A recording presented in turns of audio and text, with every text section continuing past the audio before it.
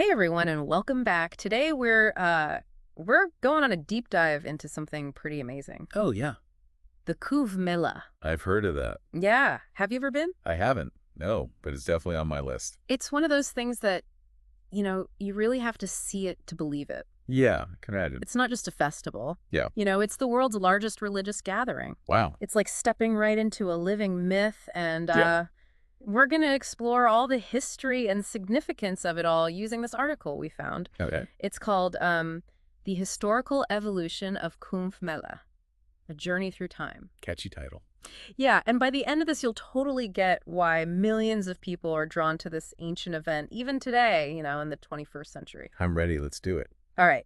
So the Kumbh Mela, it's like deeply rooted in Hindu mythology, Right. specifically the story of the Samudra Manthan. Oh, yeah, the churning of the cosmic ocean. Exactly. With the gods and demons battling it out for the Amrit. The nectar of immortality. Yeah, and during this whole cosmic tug of war, 4 drops of this nectar fall to Earth, and they land in these very specific locations in India, which then become sacred: Prayagraj, Haridwar, Ujjain, and Nashik. And those are where the Kumbh Mela is held. And yeah, it creates this direct link back to that ancient myth. Wow. So the belief is that bathing in the rivers at those spots during Kumbh Mela Yeah. purifies the soul. That's it. Washes away sins and offers a chance to break free from this whole cycle of rebirth. Powerful stuff. It really is. It makes you think you know a story that old. Uh-huh.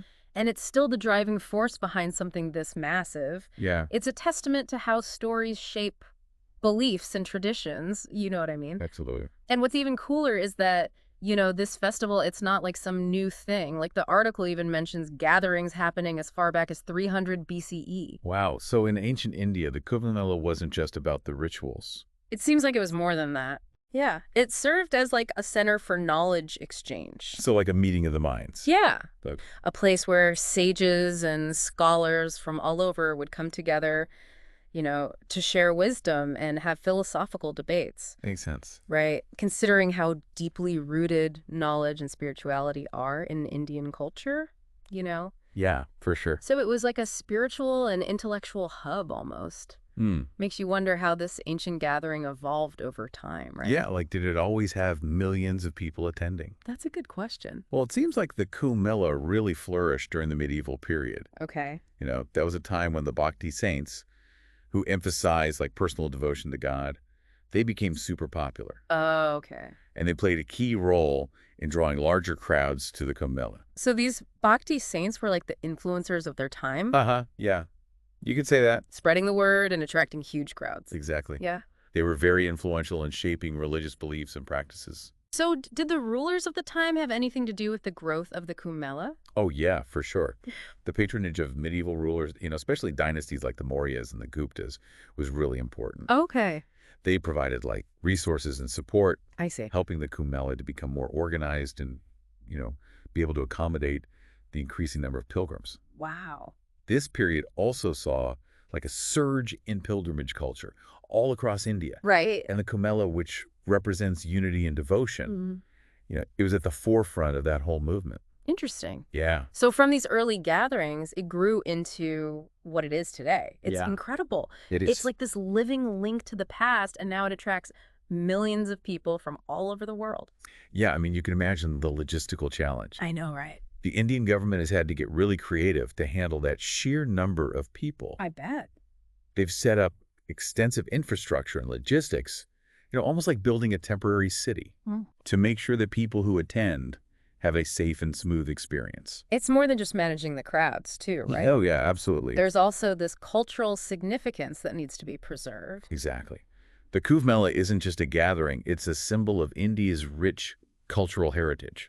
I can see that. And in 2017, UNESCO even recognized it as part of the intangible cultural heritage of humanity. Wow, that's a big deal. It really shows, how important this festival is on a global scale. I read somewhere that they even have live streams of the Kumbh Mela now. Oh, yeah. Which is incredible. It allows people all over the world to experience this amazing event. Well, that's great. But for someone who's actually attending in person, what would you say is the main attraction? Oh, I would have to say the Shahi Snan. The royal baths. Yeah. Picture this.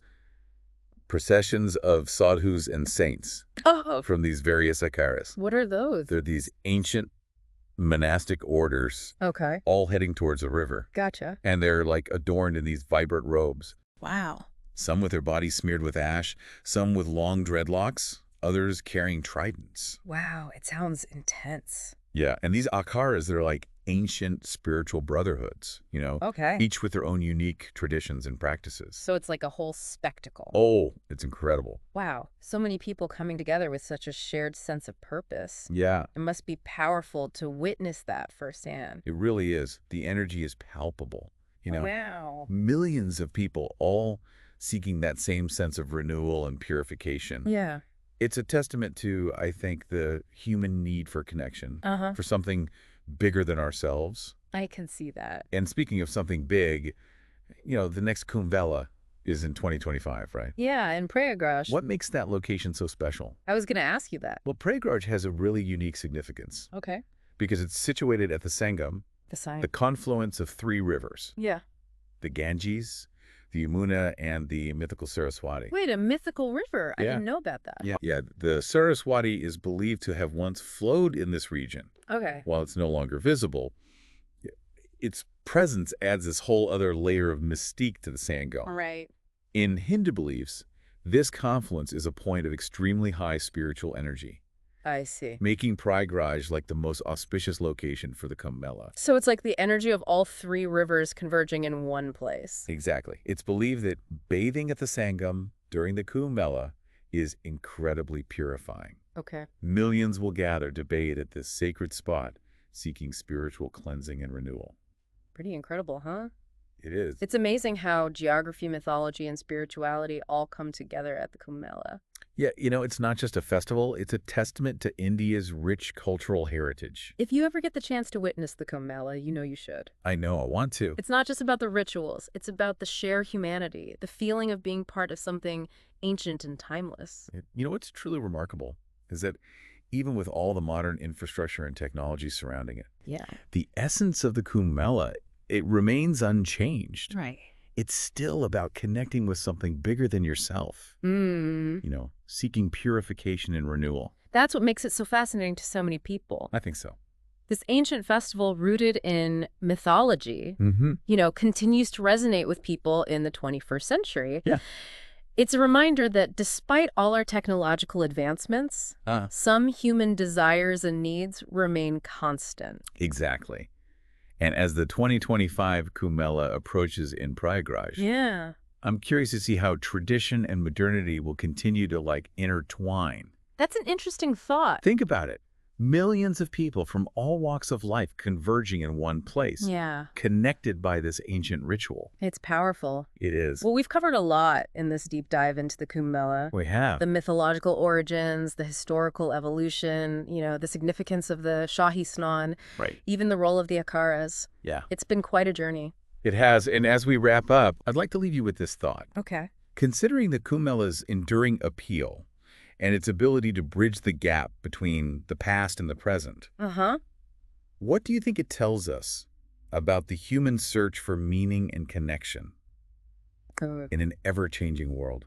That's a great question to ponder. It is. The Kumbh Mela truly is a unique and awe-inspiring event. Absolutely. And if this deep dive has sparked your curiosity, I encourage you to explore further. Yeah. There's so much more to discover about this ancient festival and its continued relevance in our modern world. I agree. Thanks for joining us on this deep dive. Thanks, everyone. Yeah. It is incredible. It's amazing how this festival grew I know, right? from those early gatherings to what it is today. It's mind-blowing. It's like this living link to the past. Totally. And now the Kumbh Mela attracts millions of people Millions. from all over the world. Yeah, you can imagine the logistical challenge. Oh, I can only imagine. The Indian government has had to get really creative Right. to handle that sheer number of people. It's a lot of people. It is. They've set up, extensive infrastructure No. and logistics, Like what kind of things? almost like building a temporary city Really? to make sure that people who attend have a safe and smooth experience. I see. It's a huge undertaking. It's more than just managing the crowds, though, right? Oh, yeah, for sure. There's also this cultural significance Right. that needs to be preserved. Absolutely. The Kumbh Mela isn't just a gathering.